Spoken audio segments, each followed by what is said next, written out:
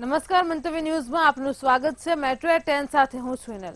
ફરી એકવાર જો વાત કરવામાં આવે તો ટ્રાફિક જામને લઈને આપણી સામે સમાચાર સામે આવ્યા છે। અમદાવાદમાં બોપલથી ગાંધીનગર વચ્ચે મહા ટ્રાફિક જામ થયો છે। તો ફરી એકવાર શહેરના મુખ્ય હાઈવે પર ટ્રાફિક જામ થયો છે। એસપી રિંગ રોડ પર 20 કિલોમીટર સુધી વાહનોના કતારો જોવા મળી છે। તો વાહનોની લાઈનો જોવા મળી રહી છે। ટ્રાફિક જામને પગલે અનેક વાહન ચાલકો અટવાયા છે। છેલ્લા 3 કલાકથી હજારો લોકો ટ્રાફિકમાં ફસાયા હોવાની વિગતો સામે આવી રહી છે। સર્વિસ રોડ ઉપર પણ મોટી સંખ્યામાં વાહનો ફસાયા છે। તો ફરી એકવાર અમદાવાદ શહેરના મુખ્ય હાઈવે પર ટ્રાફિક જામ થયો છે।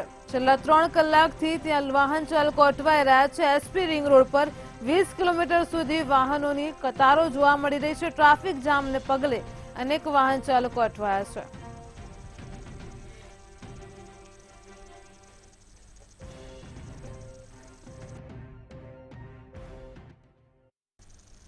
હવામાન નિષ્ણાત અંબાલાલ પટેલે ફરી એકવાર આગાહી વ્યક્ત કરી છે।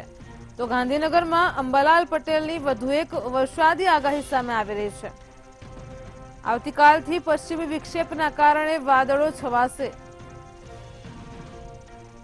તો ઉત્તર પર્વતીય વિસ્તારોમાં ભારે વરસાદ પડશે તે હવામાન નિષ્ણાતે આગાહી વ્યક્ત કરી છે। ગુજરાતના વિસ્તારોમાં પણ વાદળછાયું વાતાવરણ બનશે।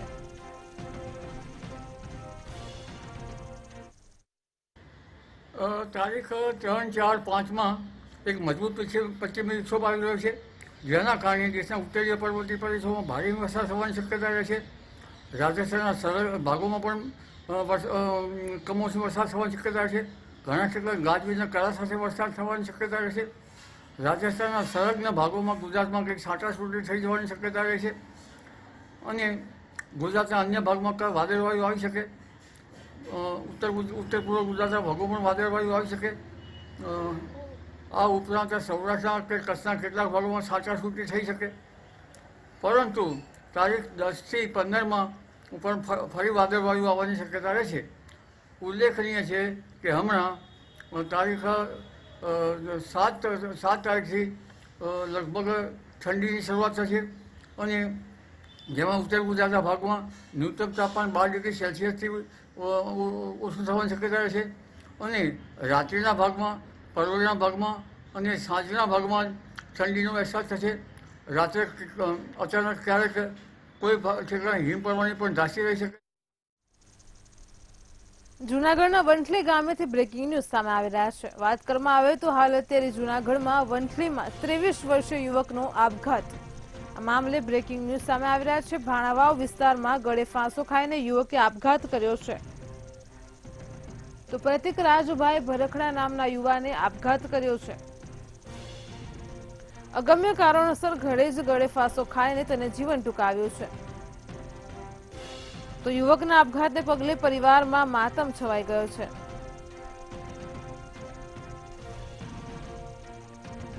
હાલ તો અત્યારે લાશને પોસ્ટમોર્ટમ અર્થે હોસ્પિટલ ખસેડાઈ છે। પોલીસે વધુ તપાસ હાથ ધરી છે।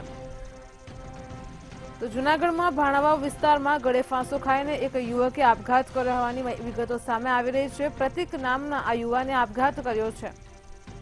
તેના અગમ્ય કારણોસર તેના ઘરે જ ગળે ફાંસો ખાઈને તેનું જીવન ટૂંકાવ્યું છે। હાલ તો પોલીસે તપાસ હાથ ધરી છે। યુવકના આપઘાતને પગલે તેના પરિવારમાં શોકનો માહોલ છવાયો છે। જૂનાગઢના વંથલીમાં 23 વર્ષીય યુવકનો આપઘાતનો મામલો સામે આવ્યો।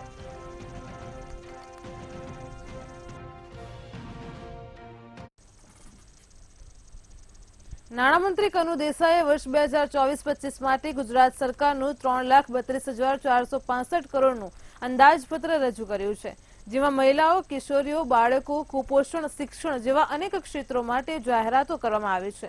કનુ દેસાઈએ કહ્યું કે મહિલાઓ અને બાળકોના ભવિષ્ય માટે તેમના પોષણ પર વિશેષ ભાર મૂકવામાં આવ્યો છે।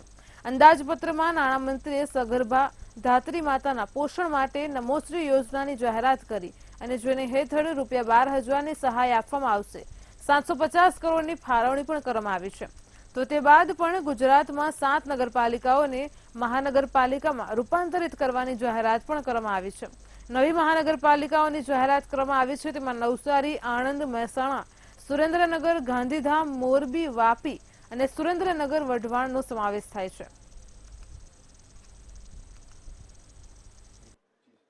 ગુજરાતનું વર્ષ 2024-25નું બજેટ સાતત્યપૂર્ણ વિકાસ દ્વારા વિકસિત ભારત એટ 2047ના વડાપ્રધાન શ્રી નરેન્દ્રભાઈ મોદીના સંકલ્પને સાકાર કરનારું બજેટ છે. સમગ્ર સમાજના સર્વગ્રાહી વિકાસ સાથે ખાસ કરીને ગરીબ, યુવા, અન્નદાતા અને નારી શક્તિને વિશેષ પ્રાધાન્ય આપીને તેમના વિકાસને પ્રોત્સાહિત કરતું આ બજેટ છે. ગયા વર્ષે ઐતિહાસિક ₹3 લાખ કરોડનું વિકાસલક્ષી બજેટ આપ્યું હતું. આ વર્ષે ફરી એકવાર તેમાં 10%નો વધારો કરીને 3,32,000 કરોડની માતબર જોગવાઈવાળું બજેટ જનતા જનાર્દનની સેવામાં અમે લાવ્યા છીએ. ભારતના સર્વાંગી વિકાસ અને સમરસ સમાજની રચના માટે માનનીય વડાપ્રધાન શ્રી નરેન્દ્રભાઈ મોદીએ સમાજના 4 વર્ગો જ્ઞાન એટલે કે ગરીબ, યુવા, અન્નદાતા અને નારી શક્તિના ઉત્કર્ષ માટે ભાર મૂકેલ છે. આર્થિક વિકાસ અને સામાજિક સુરક્ષાના સુગમ સંયોગથી છેવાડાના માનવી સુધી સરકારની યોજનાઓનો લાભ પહોંચે તેમજ તેમની આવક વધે સુનિશ્ચિત કરવાનું અમે નક્કી કર્યું છે. માનનીય અધ્યક્ષશ્રી, રાજ્યની મોટાભાગની વસ્તી હાલમાં 18 થી 60 વર્ષના વય જૂથમાં આવે છે અને આ વર્ગને અસરકારક રીતે રોજગારી આપવામાં આવે તો જ રાજ્યને ડેમોગ્રાફિક ડિવિડન્ડનો લાભ મળે એમ છે. ગુજરાત સરકાર દ્વારા રજૂ કરાયેલ બજેટ પર વિપક્ષ નેતા અમિત ચાવડા દ્વારા પ્રતિક્રિયા આપવામાં આવી છે. તેમણે સરકાર પર આકરા પ્રહાર કરતા કહ્યું કે બજેટમાં આશા હતી કે યુવાઓને રોજગાર અને લોકોને મોંઘવારીથી રાહત મળશે, પરંતુ સરકાર દ્વારા આવી કોઈ જાહેરાત કરવામાં આવી નથી. વધુમાં જણાવ્યું કે સરકારનો ગામડાઓ મજબૂત કરવાનો કોઈ ઈરાદો નથી, તેથી સરકાર દ્વારા શહેર અને ગામડામાં ભેદભાવની નીતિ અપનાવાઈ રહી છે. મહેસૂલી ટેક્સની આવકોમાં ખૂબ વધારો થયો છે. સામે લોકોને રાહતો આપવામાં સરકારે ખૂબ કંજૂસાઈ કરી છે.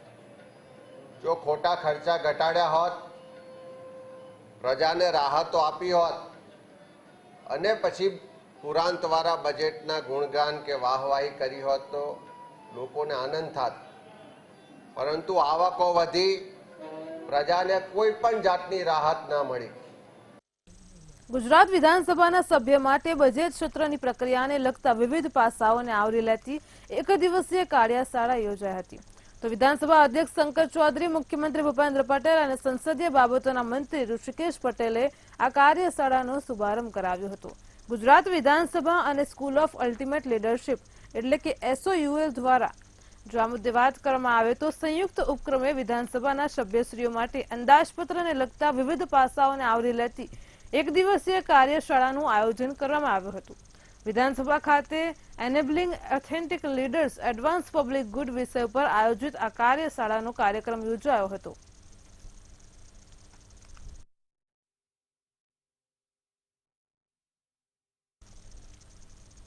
ગુજરાત સરકાર દ્વારા રજૂ કરેલ બજેટ ઉપર કોંગ્રેસ ધારાસભ્ય અર્જુન મોઢવાડિયા દ્વારા પ્રતિક્રિયા આપવામાં આવી છે.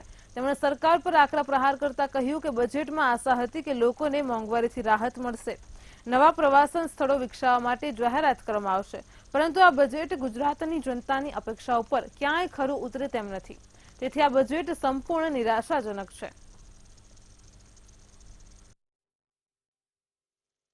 પરંતુ સંપૂર્ણપણે નિરાશાજનક બજેટ ગુજરાતને મળ્યું છે. રાજસ્થાન જેવું જે પ્રમાણમાં ગરીબ રાજ્ય કહેવાય એ 450 રૂપિયામાં ગેસનો બાટલો આપે છે. ગુજરાતમાં અપેક્ષા હતી કે એ એટલીસ્ટ રાજસ્થાનની પેરિટીમાં મોંઘવારી ઓછી કરવા માટે 450 રૂપિયામાં ગેસનો બાટલો મળશે. પેટ્રોલ ડીઝલ ઉપરનો કર ઓછો થશે, પણ એ પણ કરવામાં આવ્યો નથી. લોકસભા ચૂંટણી પહેલા ભાજપમાં ભરતી મેળો ચાલી રહ્યો હોય તેમ અલગ અલગ સમાજના અલગ અલગ લોકોને ભાજપમાં જોડવામાં આવી રહ્યા છે. આજે ક્ષત્રિય સમાજની મહિલાઓ જેમાં 300 બહેનો સાથે ભાજપમાં જોડાયા છે. રાજકોટ શહેર ભાજપ કાર્યાલય ખાતે આજે પ્રદેશ ભાજપ ઉપાધ્યક્ષ ડોક્ટર ભરત બોઘરાની ઉપસ્થિતિમાં રાજકોટ કમલમ કાર્યાલય ખાતે 300 જેટલી ક્ષત્રિય સમાજની બહેનો ભાજપમાં જોડાઈ હતી, જેમનું ભાજપનો ખેસ પહેરાવીને સ્વાગત કરવામાં આવ્યું હતું. ડોક્ટર ભરત બોઘરાએ જણાવ્યું હતું કે રાજકોટની આ નારી શક્તિનું સ્વાગત કરું છું અને એમના આ નિર્ણયને પણ આવકારું છું. તો મારા 300 બહેનો એક નારી શક્તિ સાથે હું બીજેપીમાં એક તાકાત સાથે જોડાઉં છું અને જેટલી બનશે એટલું તન મન ને ધનથી હું ફૂલ સપોર્ટ આપીશ અને અમારી નારી શક્તિ પણ એવી જ છે કે એક અવાજે બધાય નીકળે છે એટલી મારી એક સૌભાગ્ય હું કહું તો બસ અને ફૂલ તાકાતથી અમે કાર્ય કરશું.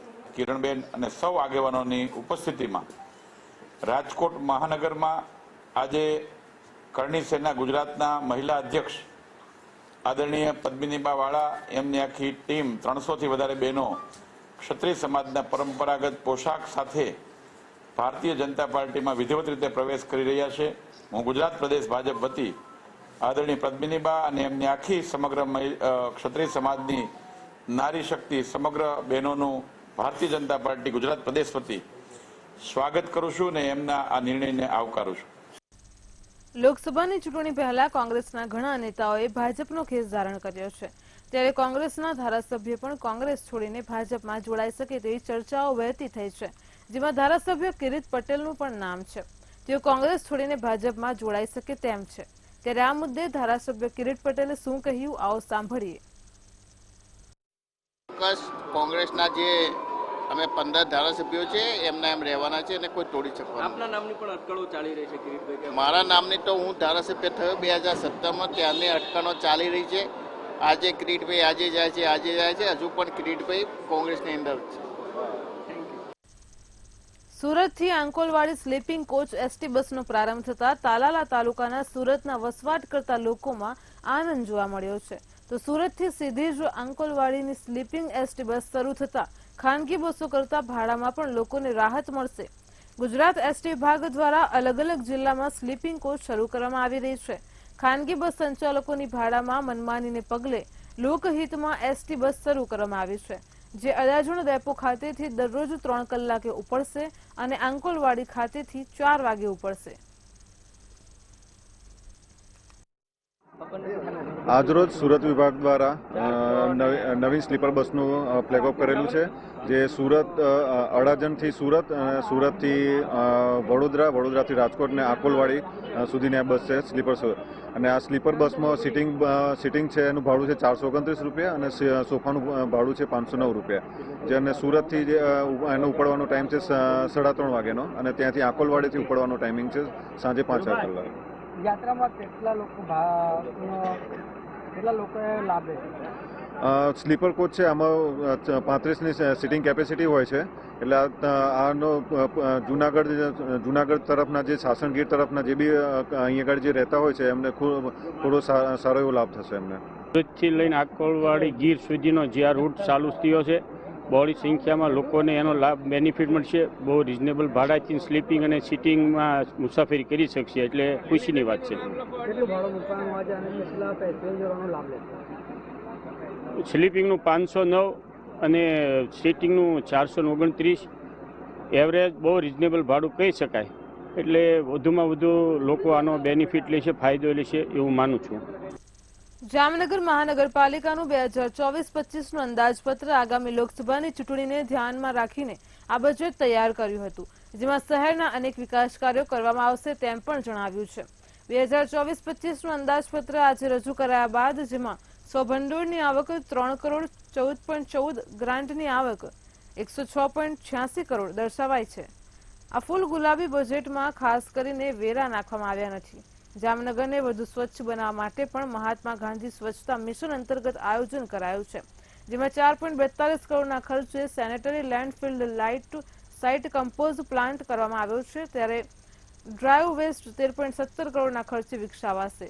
એનિમલ બર્થ કંટ્રોલ અને વેક્સિનેશન માટે 7.70 કરોડ અને ડેડ એનિમલ સાયન્ટિફિક નિકાલ માટે 4 કરોડનું આયોજન કરવામાં આવ્યું છે. 24-25ના અંદાજપત્ર તૈયાર કરતા આપણે ઇન્ફ્રાસ્ટ્રક્ચર અને ભૌતિક સુવિધાઓની કામો ઉપરાંત કેટલીક અગત્યની કી બાબતોનું પણ ધ્યાન રાખવામાં આવેલ છે. તો 2023-24નું જે રિવાઇઝડ અંદાજપત્ર છે એની પહેલા વાત કરીએ તો આપણે ગયા વર્ષે જ્યારે અંદાજપત્ર પેશ કર્યું હતું ત્યારે 975 કરોડની આવક અંદાજેલ હતી. એની સામે આપણને માર્ચ 24 સુધીમાં આપણી આવક 1189 પહોંચશે અને આપણે ખર્ચ કરવા ધારેલો હતો 1080 કરોડનો, એની સામે ખર્ચ થઈ શકશે 1136 કરોડનો. જેમ મેં કહ્યું એમ આ વખતે આપણે અંદાજ કરતાં થોડો વધારે ખર્ચ કરી શકીશું. ગુજરાતના બજેટને લઈને પૂર્વ નાણામંત્રી વજુભાઈ વાળા દ્વારા પ્રતિક્રિયા આપવામાં આવી છે. બજેટની સરાહના કરતા તેમણે કહ્યું કે આ બજેટમાં સરકારે શિક્ષણ, કાયદો વ્યવસ્થા, સહકારી પ્રવૃત્તિ અને ખેડૂતોને કેન્દ્રમાં રાખી બજેટ રજૂ કર્યું છે. તે બદલ હું કનુભાઈ દેસાઈને અભિનંદન પાઠવું છું. તેમજ કોંગ્રેસ પર પણ તેમણે આકરા પ્રહાર કરતા કહ્યું કે આગામી સમયમાં દેશમાંથી કોંગ્રેસ સંપૂર્ણપણે સાફ થઈ જશે. બજેટની અંદર સૌથી વધુમાં વધુ રકમ એજ્યુકેશન પાછળ ફાળવેલ છે. લગભગ 55,000 કરોડ રૂપિયા એ શિક્ષણ પાછળ ખર્ચ કરશે એવું માનનીય કનુભાઈએ જાહેર કર્યું છે. એ કરીને જે રાષ્ટ્રનું બાળક શિક્ષિત હોય તે રાષ્ટ્ર હંમેશા વિકાસ અને પ્રગતિશીલ થવાનું છે. ભાવનગર મહાનગરપાલિકા દ્વારા કરદાતાઓ પર વર્ષે 7.5 કરોડનું ભારણ નાખવામાં આવ્યું છે. મહાનગરપાલિકા દ્વારા મિલકત વેરાના કાર્પેટ એરિયા પર કર પદ્ધતિના બેઝિક દરો રિવાઇઝ કરવામાં આવ્યા છે. તો રહેણાંક મિલકતમાં કાર્પેટ એરિયા પ્રતિ ચોરસ મીટર ₹1, જ્યારે કોમર્શિયલ મિલકતમાં ₹2 વધારો કર્યો છે. આ મુદ્દે સામાન્ય સભામાં વિરોધ પક્ષ દ્વારા ઉગ્ર વિરોધ કરવામાં આવ્યો હતો. પરિસ્થિતિ એવી કે ભાવનગરના લોકો સુરત, અમદાવાદ અને બરોડા તરફ પ્રસ્થાન કરી રહ્યા છે, સ્થળાંતર કરીએ. શા માટે? ભાવનગરનું કોઈ ડેવલપમેન્ટ, રિંગ રોડની બહુ મોટી વાતો કરે છે, અડધો કર્યો અડધો બાકી, મતલબ ભાવનગરનું ડેવલપમેન્ટ નથી. અને ખાસ કરીને અત્યારે દરેક પરિવાર પોતાનું ઘરનું મકાન હોય ભાવનગરમાં, છતાં એને એવું લાગે છે કે હું ભાડે રહેતો હોઉં એવો અહેસાસ થાય છે. એનું કારણ મસ્ત મોટો ઘરવેરો છે. અમે વિરોધ કરવાના છીએ જ્યાં સુધી પાછો ન ખેંચાય ત્યાં સુધી અમે કોંગ્રેસ પક્ષ આંદોલન પણ કરશે. નાણાકીય વર્ષ 2024-25 માટે જે કાર્પેટ એરિયા કર પદ્ધતિના જે બેઝિક દરો છે તેમાં આગામી વર્ષથી જે રહેણાંકીય મિલકતોમાં ₹12 છે તેના ₹13 કરવા માટે અને જે બિન રહેણાંકીય મિલકતોમાં ₹24 જે હાલ પ્રતિ ચોરસ મીટર અમલી દર છે તેમાં ₹26 કરવા માટેની મંજૂરી ગઈકાલે સક્ષમ સત્તા દ્વારા આપવામાં આવેલી છે. જે વધારો આગામી નાણાકીય વર્ષથી લાગુ થવા પાત્ર જશે. જૂનાગઢ પોલીસ તોડકાંડ કેસમાં મહત્વના સમાચાર સામે આવ્યા છે. ગુજરાત એટીએસની ટીમે તોડકાંડના મામલે પીઆઈ તરલ ભટ્ટની ધરપકડ કરી છે, ત્યારે રાજ્યના ડીજીપી વિકાસ સહાય એટીએસ ઓફિસ ખાતે પહોંચ્યા હતા. આ મામલે નિવેદન આપતા તેમણે જણાવ્યું હતું કે હાલ આ કેસની ઊંડાણપૂર્વક તપાસ કરવામાં આવી રહી છે, તેમજ કેસ સાથે સંકળાયેલા અન્ય લોકોની પણ પૂછપરછ કરવામાં આવશે. આરોપીઓ છે એ આરોપી પૈકી તરલ ભટ્ટ, પોલીસ ઇન્સ્પેક્ટર તરલ ભટ્ટ ને આજરોજ એટીએસના તપાસ કરનાર અમલદાર દ્વારા અટક કરવામાં આવ્યું છે અને અટક કર્યા પછી અને પહેલાં એની ઊંડાણથી પૂછપરછ કરવામાં આવી છે અને હવે કાયદેસરની કાર્યવાહી જે કે આગળ કરવાની રહેશે એ કાર્યવાહી કરવામાં આવશે. આ સમગ્ર તપાસમાં અન્ય જે બાબતો છે, અન્ય જે એવિડન્સ છે એ કલેક્ટ કરવા માટે અલગ અલગ લોકોની પણ અને વિટનેસીસની પણ અત્યારે પૂછપરછ ચાલુ છે અને એવિડન્સ કલેક્ટ કરવા માટેની તમામ પ્રક્રિયા તપાસ કરવાના અમલદાર દ્વારા કરવામાં આવી. જામનગર મહાનગરપાલિકાના વોર્ડ નંબર 4ના કોંગી કોર્પોરેટરે નવતર પ્રકારનો વિરોધ કર્યો હતો. તો જામનગર મહાનગરપાલિકાનું બજેટ સ્ટેન્ડિંગ કમિટીમાં રજૂ થવાનું હતું. એ પૂર્વે રસ્તે રઝળતા શ્વાનના ત્રાસના મામલે મહાનગરપાલિકાની કચેરીમાં શ્વાનને લઈને નગરસેવિકા રચના નંદાણીયા પહોંચ્યા હતા અને વિરોધ પ્રદર્શન કર્યું હતું. શ્વાનોને પણ તકલીફ ન પડે તેવી રીતે તેની વ્યવસ્થા કરાય તેવી માંગણી કરવામાં આવી હતી. જ્યાં સુધી પોતાની માંગણીનો યોગ્ય ઉકેલ કરવામાં નહીં આવે તેની ખાતરી નહીં અપાય ત્યાં સુધી દરવાજા પરથી નહીં ઉઠવા જીદ પકડી હતી. બાદમાં પોલીસે નગરસેવિકાની અટકાયત કરી હતી.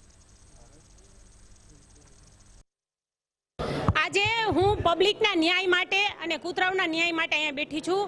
રોજના 100 કેસ કૂતરા કરડવાના અમારા જામનગરમાં જીજી હોસ્પિટલમાં આવે છે, બરાબર છે. મને પણ એક કૂતરું કરડી ગયું હમણાં 2 દિવસ પહેલાં. એટલે 2 ધારાસભ્યએ અત્યારે સત્ર ચાલુ છે તો અહીંયા સત્રમાં બજેટમાં પણ કૂતરાની કોઈ પણ એક જગ્યા ફાળવવી જોઈએ અને અહીંયા જામનગરમાં પણ આજે બજેટનો બોર્ડ છે, બજેટની મિટિંગ છે તો એમાં પણ કૂતરાઓ માટે એક જગ્યા ફાળવવી જોઈએ કે ભાઈ આ ટાઈપના કૂતરા જે કરડવા દોડે છે તો એને અહીંયા પકડીને રાખી અને જેમ આપણે કેમ વેચાતું કૂતરું લઈ છીએ એને ટ્રેનિંગ આપી છે એમ એને ટ્રેનિંગ આપવી જોઈએ, એને ખાવા પીવાનું દેવું જોઈએ જોઈ અને જે બીમાર કૂતરા છે એની પણ અહીંયા ટ્રીટમેન્ટ થાય. સુરતના પાંડેસરામાં લુમ્સ કારખાનામાં કારીગરની મોડી રાત્રે ચાની ટપરી પાસે હત્યા કરવામાં આવી છે. તેના પર મોડી રાત્રે કારખાનાથી દૂર ચાની ટપરી પાસે અજાણ્યા શખ્સોએ આ યુવક પર પથ્થરમારો કરી અને તીક્ષ્ણ હથિયાર વડે માર મારી હત્યા કરી નાખી છે. 32 વર્ષીય મૃતક દિનેશ નિષાદ મૂળ ઉત્તર પ્રદેશના રહેવાસી છે. તે યુપીથી સુરત આવી દિનેશ પાંડેસરામાં સિલ્ક સિટી ઇન્ડસ્ટ્રીયલમાં આવેલા લુમ્સના કારખાનામાં કારીગર તરીકે કામ કરી વતનમાં રહેતા તેના પરિવારને આર્થિક મદદરૂપ થતો હતો. પોલીસે ઘટના સ્થળે પહોંચીને અજાણ્યા શખ્સો સામે હત્યાનો ગુનો નોંધી તપાસ હાથ ધરી છે. देखा तो इनका पड़े थे वहाँ. कौन पड़ा था? वो दिनेश कुमार. कितना उम्र है उसका? उसका उम्र 28-30 के बीच में है. क्या काम करते हैं? वो TFO का मशीन चलाता था बताते हैं. उसके हाथ में चाबी भी लिए है. अभी भी जब यहाँ लेके आए हमको सौंपा गया कि एम्बुलेंस में लेके सिविल जाओ, तब हम यहाँ लेकर आए. कैसे पता चला? हमें तो गांव से पता चला है. हमारा चौकीदार है गांव में, तो वो फोन किया. જૂનાગઢ મુકામે રાષ્ટ્રીય કક્ષાની ગિરનાર આરોહણ અવરોહણ સ્પર્ધા આગામી રવિવારે યોજાશે, જેમાં દેશના 9 રાજ્યોમાંથી 506 જેટલા સ્પર્ધકોએ રજીસ્ટ્રેશન કરાવ્યું છે અને સ્પર્ધકોએ ગિરનાર સર કરવા તૈયારીઓ શરૂ કરી દીધી છે. ગિરનાર આરોહણ અવરોહણ સ્પર્ધા 2 કક્ષામાં યોજાય છે, જેમાં રાજ્ય કક્ષા અને રાષ્ટ્રીય કક્ષાનો સમાવેશ થાય છે. જાન્યુઆરીના પહેલા સપ્તાહમાં રાજ્ય કક્ષાની સ્પર્ધા પૂર્ણ થયા બાદ ફેબ્રુઆરીના પહેલા સપ્તાહમાં રાષ્ટ્રીય કક્ષાની સ્પર્ધા દર વર્ષે યોજાય છે, જેથી ગુજરાત ઉપરાંત બહારના રાજ્યોમાંથી આવેલા સ્પર્ધકોએ ગિરનારના પગથિયા અને ગીર તળેટીમાં વોર્મઅપ સાથે પ્રેક્ટિસ શરૂ કરી છે. મોટાભાગના સ્પર્ધકોની એક એવી લાગણી છે કે આ સ્પર્ધાને રાષ્ટ્રીય કક્ષાએથી વૈશ્વિક સ્તરે લઈ જવામાં આવે અને અહીં વિદેશથી પણ ખેલાડીઓ ભાગ લઈ શકે તેવું આયોજન સરકારે કરવું જોઈએ તેવી માંગ કરવામાં આવી છે. ગુજરાત સરકારના રમતગમત યુવા અને સાંસ્કૃતિક પ્રવૃત્તિ વિભાગ ગાંધીનગર દ્વારા આયોજિત અને જિલ્લા વહીવટીતંત્ર જૂનાગઢ સંચાલિત આ 16મી અખિલ ભારતીય ગિરનાર આરોહણ અવરોહણ સ્પર્ધાનું આયોજન આગામી 2, 3 અને 4 ફેબ્રુઆરીના રોજ ગિરનાર તળેટીના મંગળનાથ બાપુના આશ્રમ ખાતેથી શરૂ થશે. આ સ્પર્ધામાં બહેનો માટે 2200 પગથિયાની સ્પર્ધા રહેશે, જ્યારે ભાઈઓ માટે 5500 પગથિયા સુધીની આ સ્પર્ધા રહેશે. આ સ્પર્ધામાં સમગ્ર ભારતમાંથી 532 જેટલી અરજીઓ આવેલી છે અને ગુજરાતના વિવિધ સ્થળો જેવા કે ચોટીલા, ઈડર, ઓશમ, પાવાગઢ આ સ્પર્ધાઓમાંથી પ્રથમ 1 થી 10 વિજેતા અને ગિરનારની સ્પર્ધામાંથી 1 થી 25 વિજેતા સ્પર્ધકો આ સ્પર્ધામાં નેશનલ કક્ષાએ પોતાનું પ્રતિનિધિત્વ. ને હું મેરાથોન રમું છું ને છેલ્લા 8મો વર્ષ મારો હાલે ને મારો સેકન્ડ નંબર નેશનલમાં આવશે 2022માં ને 2023માં ઇન્જરી છે ને અમે ફર્સ્ટ નંબર ને સેકન્ડ નંબર અમે બે સાથે જ પ્રેક્ટિસ કરીએ ને અમારો આ ભાઈ છે પણ દિવસથી આવે જુનિયરમાં રમે. મારી આશા છે કે 1 થી 3માં નંબર લાવે. એ કબડ્ડીના નેશનલ બ્રોન્ઝ મેડલિસ્ટ છે ને અમે 14 દિવસથી પ્રેક્ટિસ કરીએ ટોટલ. કઈ રીતની પ્રેક્ટિસ હોય છે ગિરનારની સીડીઓ પર? અમે પ્રેક્ટિસ કરીએ સ્ટાર્ટિંગ પોઈન્ટ છે ત્યાંથી દોડતા થઈએ ને 500-600 પગથિયા કન્ટિન્યુ કરીએ, પછી વોક કરીએ, એના પછી અમે 1200 પગથિયા પછી થોડુંક રનિંગ કરીએ, પછી 1500 પાછા વોક કરીએ, 2200થી પાછા રનિંગ કરીએ. તેમ અડધો રનિંગ કરવાનું, અડધો વોક કરવાનું. વડોદરા ક્રાઇમ બ્રાન્ચની મોટી સફળતા પ્રાપ્ત થઈ છે, જેને લઈને વડોદરામાં સાયબરને લઈને જો વાત કરવામાં આવે તો ક્રાઇમ બ્રાન્ચે વડોદરામાંથી 3 આરોપીઓની ઝડપી લઈ અને મોબાઈલ ફોન, લેપટોપ અને સિમ કાર્ડ જપ્ત કર્યા છે. આ નેટવર્કનું ઓપરેટ દુબઈથી કરવામાં આવી રહ્યું હતું, ત્યારબાદ આરોપીઓને કોર્ટમાં રજૂ કરતા 8 દિવસના રિમાન્ડ પણ મળ્યા છે. હાલ છેતરપિંડીના ગુનામાં અન્ય આરોપીઓની ધરપકડ કરવા સાયબર ક્રાઇમે 2 ટીમો બનાવી છે. 26 જાન્યુઆરીના રોજ એક યુવકે ટાસ્ક ફોર્સના બહાને ₹82.67 લાખની છેતરપિંડી થયા અંગે ફરિયાદ નોંધાવેલ છે. જે ફરિયાદના બેંક એકાઉન્ટની તપાસો કરતા વડોદરા શહેરના 3 ઇસમોની ધરપકડ કરવામાં આવેલ છે. નામદાર કોર્ટમાં રજૂ કરીને 8 દિવસના રિમાન્ડ મેળવવામાં આવેલ છે. હાલ આગળની તપાસ ચાલુ છે. રાજકોટમાં માતા પિતા માટે લાલબત્તી સમાન વધુ એક કિસ્સો પ્રકાશમાં આવ્યો છે, જેમાં ધોરણ 10માં અભ્યાસ કરતી વિદ્યાર્થીની સાથે સૃષ્ટિ વિરુદ્ધનું કૃત્ય આચરવામાં આવ્યું હોવાનું સામે આવ્યું છે, જેને લઈને વિદ્યાર્થીનીના પિતા દ્વારા નીતિન બગથરિયા અને મધુ ધકાણ વિરુદ્ધ પોલીસ ફરિયાદ નોંધવામાં આવી છે. આ બનાવની ગંભીરતાને ધ્યાનમાં લઈને ભક્તિનગર પોલીસ દ્વારા ગણતરીના જ કલાકોમાં આરોપીઓને ઝડપી પાડવામાં આવ્યા છે, જેની પૂછપરછ કરતા પાડોશમાં જ રહેતા વ્યક્તિ દ્વારા 6 મહિનાથી દુષ્કર્મ અને સૃષ્ટિ વિરુદ્ધનું કૃત્ય આચરવામાં આવતું હોવાનું સામે આવ્યું છે.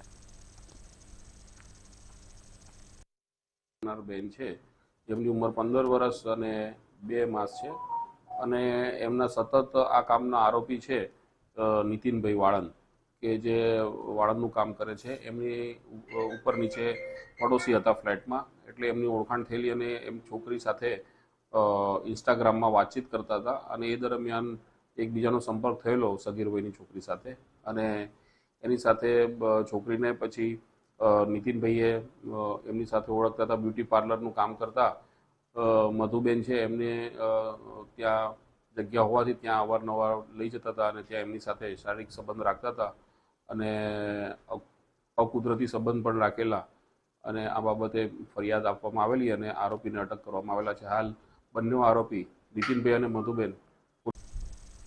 નાણામંત્રી કનુ દેસાઈ દ્વારા રાજ્ય સરકારમાં બજેટ રજૂ કરાયું હતું, જેમાં વિકાસ માટે ગુજરાત સરકાર સેન્ટર ફોર એક્સલન્સની સ્થાપના કરશે.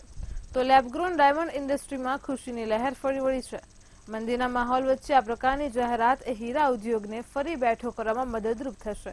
આવો વધુ જાણીએ આ અહેવાલમાં. નાણામંત્રી કનુભાઈએ જે પ્રકારે ગુજરાતનું બજેટ બહાર પાડ્યું છે અને તેને લઈને સુરતમાં ખાસ કરીને ખુશીની લાગણી છવાઈ છે, કારણ કે જે પ્રકારે હીરા ઉદ્યોગ સુરતમાં લેબગ્રોન ડાયમંડને લઈને અલગ પ્રકારની એક જાહેરાત કરવામાં છે અને જાહેરાત જે છે તેમાં 7 કરોડની જે જાહેરાત છે તે કરવામાં આવી છે ત્યારે જોઈ શકાય છે જે પ્રકારે હીરા ઉદ્યોગકારો જે છે તે ખૂબ જ ખુશ જોવા મળી રહ્યા છે અને ખાસ કરીને જે પ્રકારની જાહેરાત કરવામાં આવી છે તે પ્રકારે ક્યાંક ને ક્યાંક હીરા ઉદ્યોગમાં આગામી સમયમાં પણ ખૂબ ફાયદો થશે. ડાયમંડ એસોસિએશનના પ્રમુખ આપણી સાથે ઉપસ્થિત છે. ખાસ કરીને જે પ્રકારે જાહેરાત કરવામાં આવી છે બજેટને લઈને કઈ રીતે જોયું? રાજ્ય સરકાર દ્વારા આજના બજેટની અંદર જે ડાયમંડ ઇન્ડસ્ટ્રીઝ માટે જે જોગવાઈ કરવામાં આવી છે એ ખૂબ મોટી બાબત છે. પહેલી વખત બજેટની અંદર ડાયમંડ ઇન્ડસ્ટ્રીનો ઉલ્લેખ થયો છે તો હું અને ઇન્ડસ્ટ્રીઝ હર્ષની લાગણી અનુભવીએ છીએ અને આનાથી ડાયમંડ ઇન્ડસ્ટ્રીને 100% વેગ મળશે. આપ જણાવો, ખાસ કરીને લેબગ્રોન ડાયમંડમાં ઉતાર ચઢાવ આવ્યા હતા, રિયલ ડાયમંડમાં ઉતાર ચઢાવ આવ્યા ત્યારે બજેટમાં આ પ્રકારની જે જોગવાઈ થઈ છે કઈ રીતનો ફાયદો? જનરલી કોઈ બી ઇન્ડસ્ટ્રીની અંદર ઉતાર ચઢાવ આવતા હોય અને જો ગવર્મેન્ટ એને સારી દ્રષ્ટિએ જોઈ, સપોર્ટિવની દ્રષ્ટિએ જોઈ આ પ્રકારના કોઈ પણ નિર્ણયો લઈ અને જો ઇન્ડસ્ટ્રીને પ્રોત્સાહન આપતા હોય તો જરૂરી ફાયદાકારક થતું હોય છે. ઇન્ડસ્ટ્રીમાં એક હિંમત મળતી હોય છે કે આગળ ગવર્મેન્ટ બી આપણી સાથે છે અને જો સેન્ટર ઓફ એક્સલન્સ માટે આ ફંડ ફાળવવામાં આવ્યું હોય તો ઇન્ડસ્ટ્રી માટે ઘણું બેનિફિશિયલ રહેશે. આમ છતાં આ જે ફંડ જેવી રીતે ફાળવવામાં આવ્યું છે એની પૂરતી માહિતી લઈ અમે લોકો ફાઇનાન્સ એનું જે સ્ટેટમેન્ટ આવે એને ધ્યાનમાં રાખી અને આ ફંડ શેના માટે ફાળવ્યું છે, કયા યુટિલાઇઝમાં થવાનું છે એ જાણકારી લઈ આગળ માહિતી મેળવશું આના વિશે. આપ જણાવો, ખાસ કરીને સેન્ટર ફોર એક્સિલન્સની જે જોગવાઈ કરવામાં આવી છે આ જોગવાઈને કઈ રીતે જોવું? બજેટમાં જે રાજ્ય સરકારે જોગવાઈ કરી છે રિસર્ચ સેન્ટરની, તો કોઈપણ ઇન્ડસ્ટ્રીઝના પાયામાં રિસર્ચ સેન્ટર ખૂબ જરૂરી છે અને આમાંથી વિપુલ તકો ઊભી થતી હોય છે. તો આવા નિર્ણય જ્યારે સરકાર બિઝનેસ માટે લેતી હોય તો ડાયમંડ એસોસિએશન વતી અમે ખૂબ ખૂબ આભાર માનીએ છીએ અને ભવિષ્યમાં પણ ખૂબ સારા નિર્ણયો ઇન્ડસ્ટ્રીઝ માટે લે અને એની પ્રગતિ થાય એવી અપેક્ષા રાખીએ છીએ. સંજીવભાઈ, આપ જણાવો, બજેટ બાદ હીરા ઉદ્યોગકારોને કઈ રીતનો ફાયદો? પ્રધાનમંત્રી શ્રી નરેન્દ્રભાઈ મોદીનું જે આત્મનિર્ભર ભારતનો પરિકલ્પના છે એ દિશામાં એક બહુ ખૂબ મહત્વનું પગલું છે, કારણ કે જે સિન્થેટિક ડાયમંડ, લેબગ્રોન ડાયમંડ છે એમાં મોટાભાગે એક્સપોર્ટ થાય છે. 80% આ એક્સપોર્ટ ઓરિએન્ટેડ છે, એટલે વિદેશી ઊંડિયામણ પણ આનાથી મળશે અને આ ઇન્ડસ્ટ્રીને નવું સેગમેન્ટ હોવાથી આ ઇન્ડસ્ટ્રીને વેગ મળશે. એટલે ખૂબ સરાહનીય પગલું છે અને ઇન્ડસ્ટ્રીને આવકારે છે. ચોક્કસથી તો જે પ્રકારે જે લેબગ્રોન ડાયમંડમાં જે પ્રકારની જોગવાઈ કરવામાં આવી છે, ખાસ કરીને બજેટમાં જે પ્રકારની જોગવાઈ છે તેને લઈને ખાસ કરીને સુરતનું હીરા ઉદ્યોગ જે છે તેમાં ખૂબ વેગ મળે છે તો જે હીરાના વેપારીઓ છે તે વિશ્વાસ વ્યક્ત કરી છે. સાથે સાથે સુરત ડાયમંડ એસોસિએશનની વાત કરીએ તેમણે પણ જે પ્રકારે જણાવ્યું છે કે જે જોગવાઈઓ થઈ છે જે જોગવાઈઓને એક બાદ એક તપાસવામાં આવશે અને તમામ જે પ્રકારની જોગવાઈ થઈ છે તેમાંથી કઈ રીતનો લાભ મળી શકે તે પ્રકારની કામગીરી પણ કરવામાં આવશે. કેમેરામેન કેસી વાઘાજા સાથે દિવેશ પરમાર, મંતવ્ય ન્યૂઝ, સુરત. મેટ્રો 10 માં હાલ અત્યારે આટલું જ. પળે પળની ખબર માટે જોતા રહો મંતવ્ય ન્યૂઝ. નમસ્કાર.